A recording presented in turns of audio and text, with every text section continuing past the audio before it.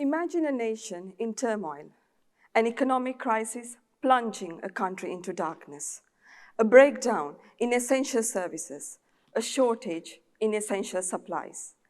This was the situation in Sri Lanka last year when the people stormed into the presidential palace. The people's protest wasn't just about demanding the immediate resignation of the political leaders. It went deeper. It was a call for a system change, a cry for democracy. This was Sri Lanka's Arab Spring.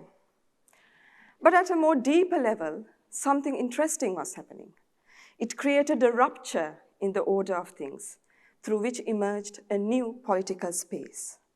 Now, this was a necessary rupture to rethink reality and to rewrite political structures.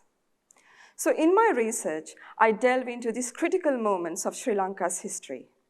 I focus on sovereignty, by which I mean the people's ultimate power to decide on their governance and their ability to create, modify, and abolish the highest law, the Constitution.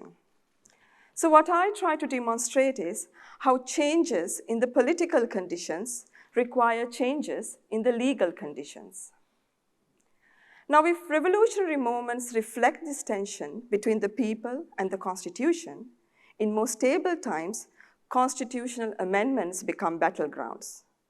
To understand these tensions, to resolve and regulate them, I look at constitutional tools that limit the amendment power and examine the nature of referendums. But how do these Western theories make sense in a global South setting like Sri Lanka, marked by centuries of colonialism and its nationalistic afterlife, giving rise to an ethnic conflict and youth insurrections?